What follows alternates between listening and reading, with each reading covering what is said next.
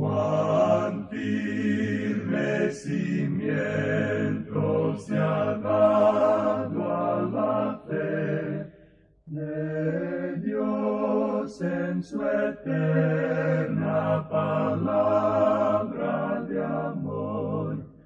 Con el propósito de compartir con usted las inmutables verdades de la palabra de Dios, presentamos A través de la Biblia, un estudio detallado y sistemático de toda la Biblia que le ayudará a conocer lo que Dios ha revelado para nuestro provecho espiritual. Estos estudios bíblicos fueron diseñados y elaborados por el Dr. J. Vernon McGee, versado maestro de la Biblia, quien dedicó la mayor parte de su vida a la enseñanza clara y sencilla de la palabra de Dios.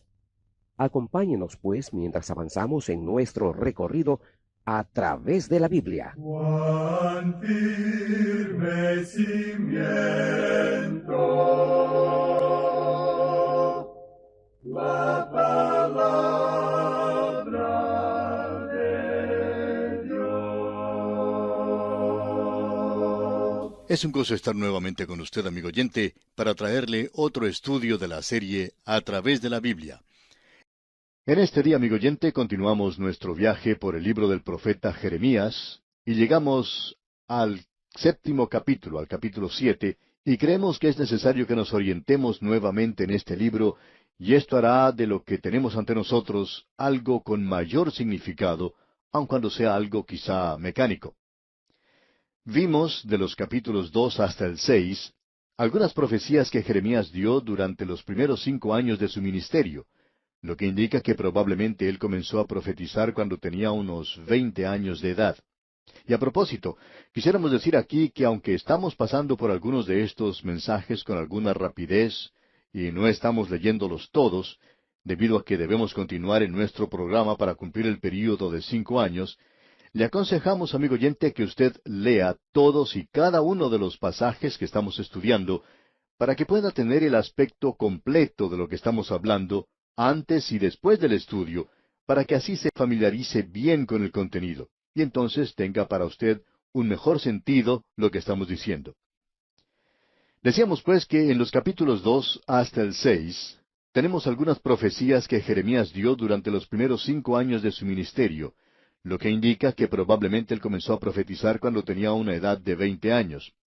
Ahora, siendo un joven, él dio profecías que, según podemos observar, eran muy serias y severas, profecías que condenaban a su pueblo y en las cuales él también pronunciaba un juicio.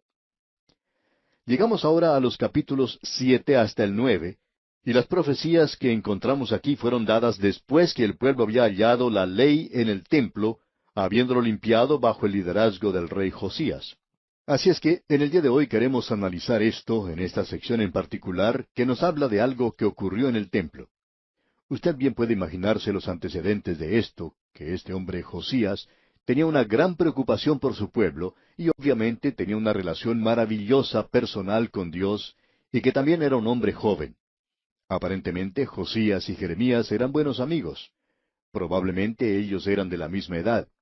Cuando se estaba llevando a cabo la limpieza del templo, se encuentran los libros de la ley. En realidad, Hilcías, el sacerdote, y evidentemente Hilcías era el padre de Jeremías, encuentra los libros de la ley.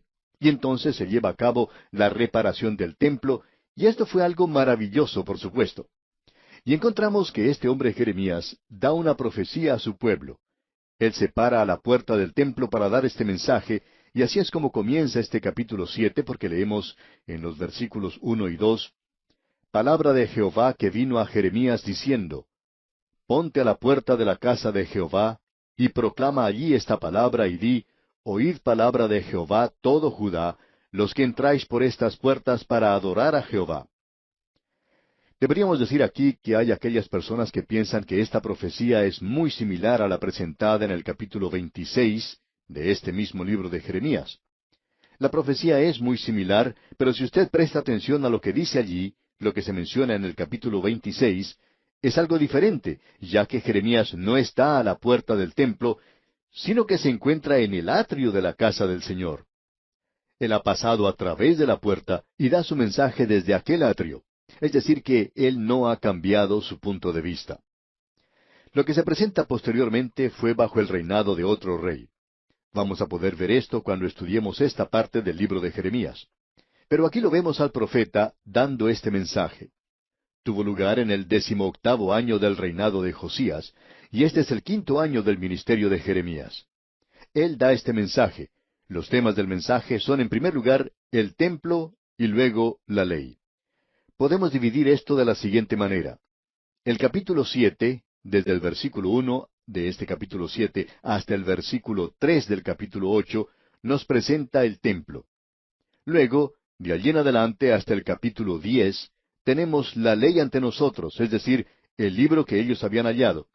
Y es muy importante que podamos ver esto porque vemos ahora que el templo ha sido reparado.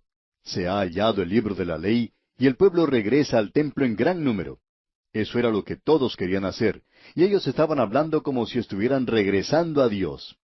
Y este joven Jeremías se planta a la puerta de la casa del Señor y les da este mensaje, porque al estar ubicado en ese lugar, él puede escuchar la conversación de la gente. Y aquí tenemos algo que necesitamos notar, y es algo de suma importancia. Leamos el versículo 3 de este capítulo 7 de Jeremías. Así ha dicho Jehová de los ejércitos, Dios de Israel: Mejorad vuestros caminos y vuestras obras, y os haré morar en este lugar. Tenemos algo aquí muy interesante. Esta gente estaba regresando al templo, y estaba regresando a adorar en el templo, pero no había ningún cambio en sus vidas. Ellos estaban viviendo de la misma manera que antes, cuando se encontraban en la idolatría y estaban adorando a los ídolos. Esto no había causado ningún cambio en sus vidas. Era un avivamiento externo nada más, en esa época en particular. Luego llegó un tiempo cuando fue un poco más real, digamos, que lo que había sido hasta entonces. Pero esto aquí no es otra cosa sino aquello que se demuestra exteriormente, algo muy superficial, y eso es lo que notamos en este lugar. Vamos a ver que aquí se demuestra la actitud, la disposición de esta gente, y eso era precisamente lo que le preocupaba a este joven profeta Jeremías. La gente estaba diciendo algo como lo que vamos a ver en el versículo 4. Leamos.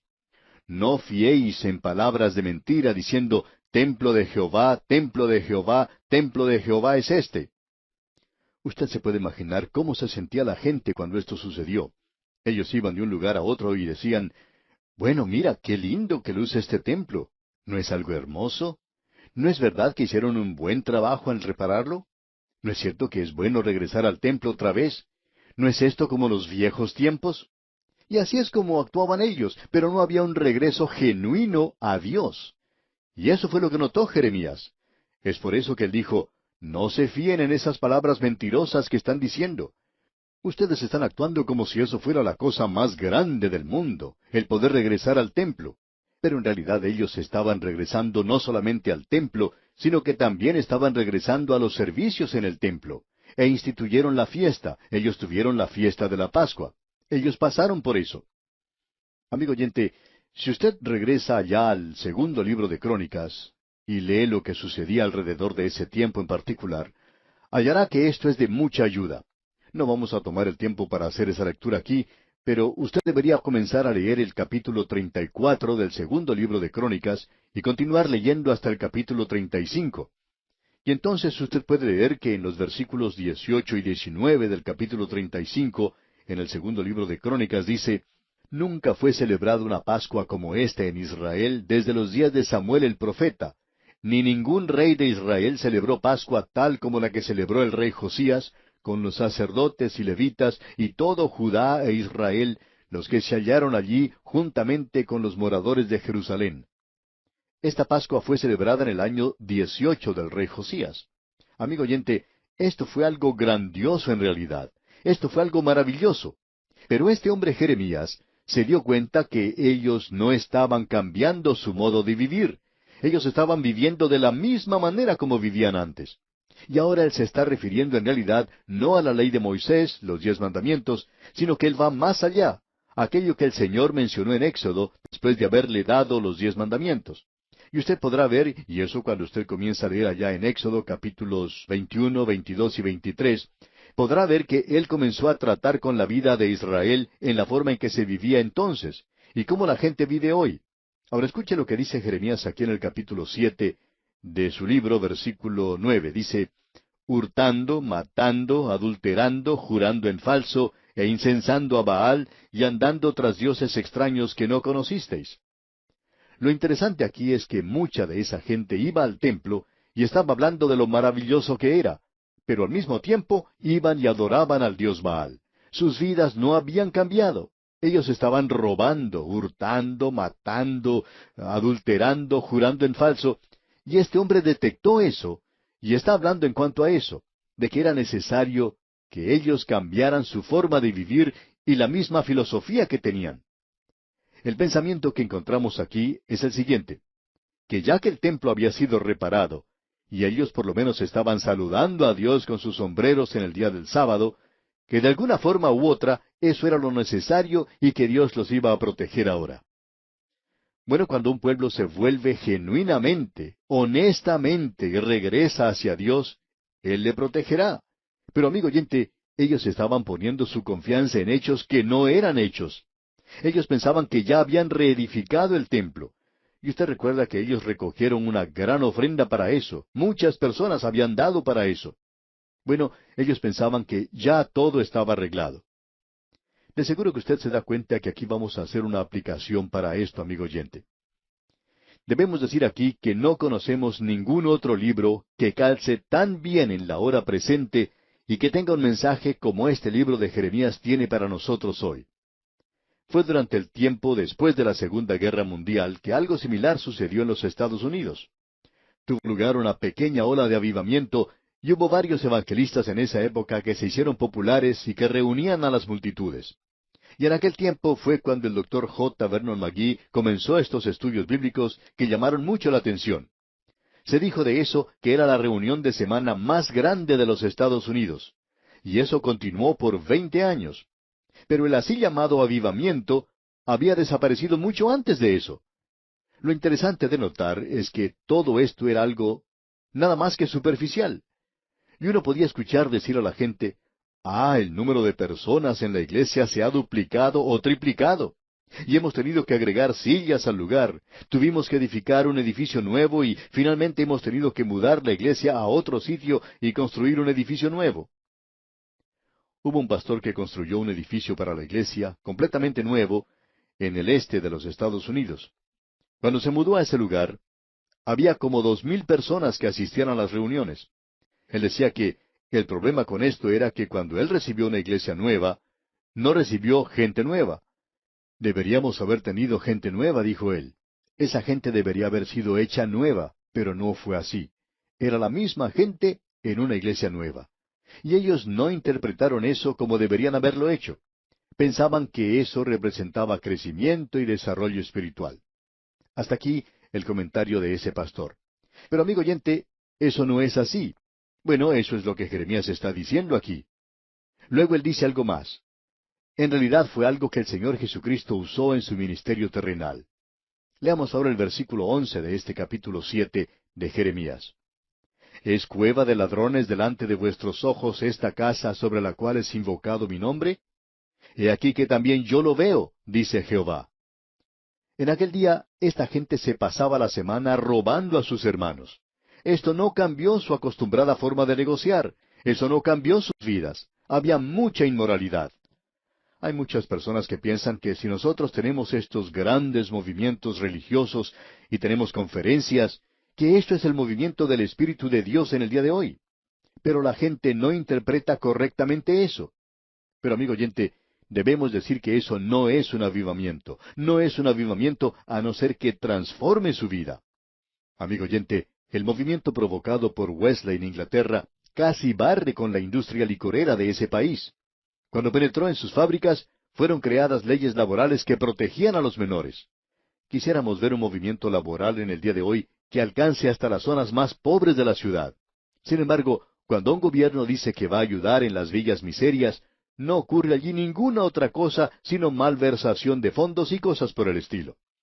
Es necesario tener un avivamiento, y un avivamiento puede cambiar cosas como esas. Es lo único que puede hacerlo.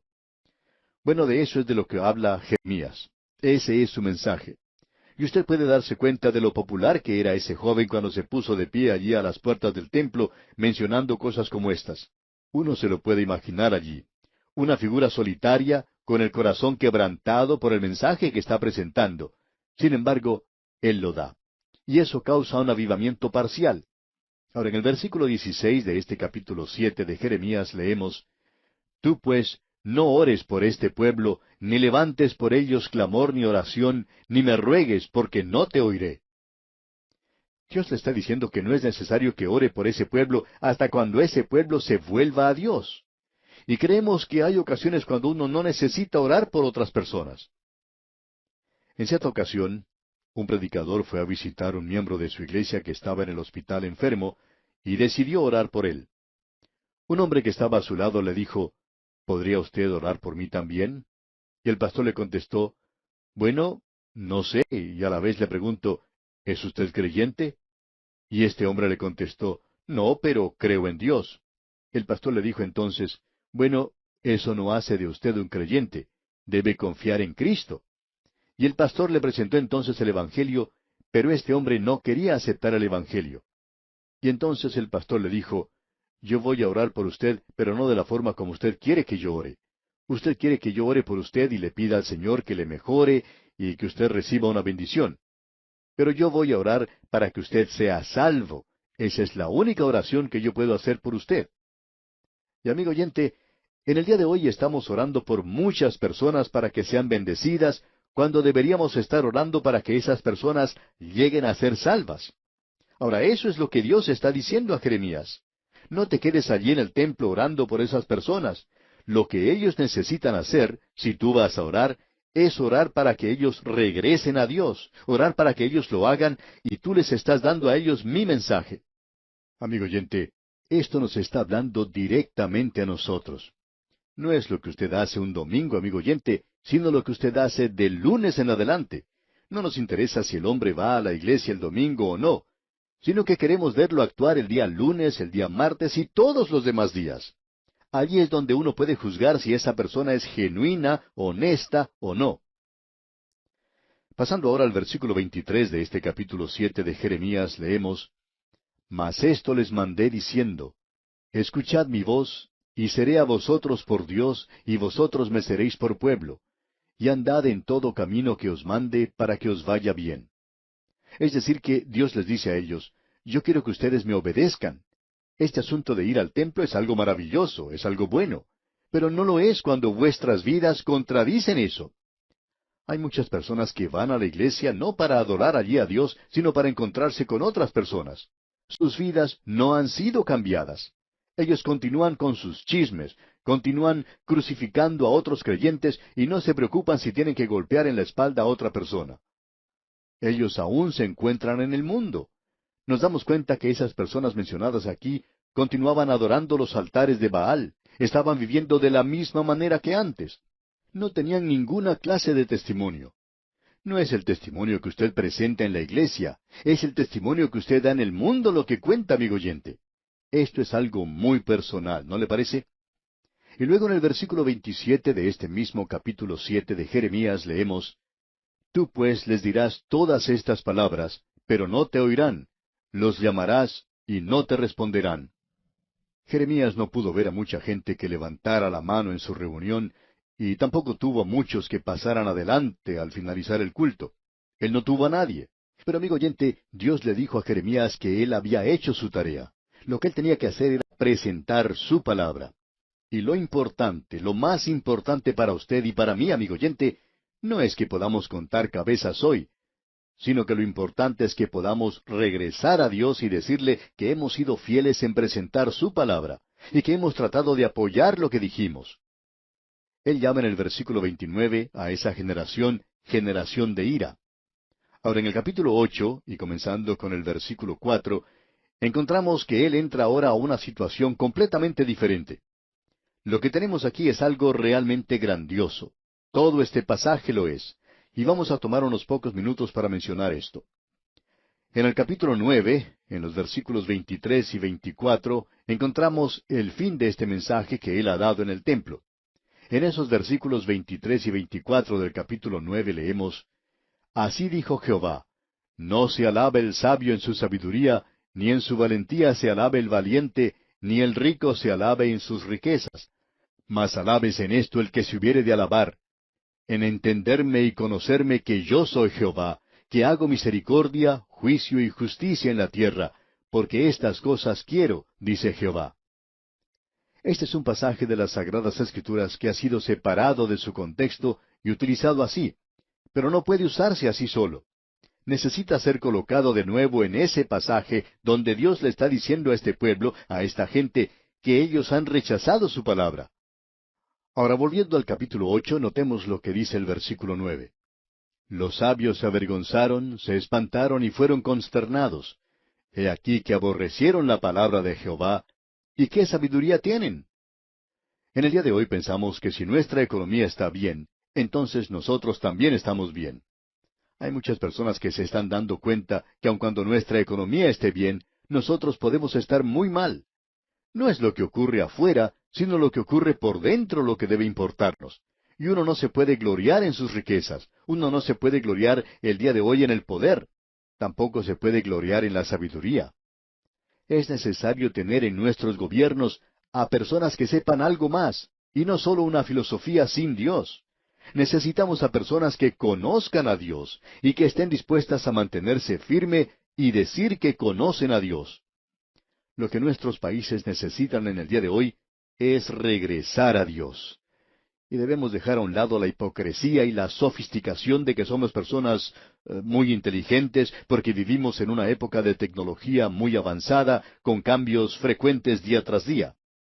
Ahora, lo que realmente necesitamos, amigo oyente, desesperadamente, es andar en nuestro lugar hoy, de manera tal que eso glorifique a Dios.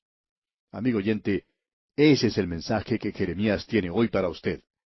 Sin embargo, ese mensaje no se está presentando en el día de hoy. Sentimos mucho decirlo, pero esa es la verdad. Quizá nosotros también lo hubiéramos pasado por alto, sin embargo, estamos recorriendo toda la Biblia, y eso es lo valioso de este estudio. Al hacer así, no podemos dejar estas cosas de lado. Quizá deberíamos pedir disculpas por haber sido tan severos. Sin embargo, Dios es muy severo, y nosotros debemos presentar su palabra hoy. Y aquí vamos a detenernos por hoy.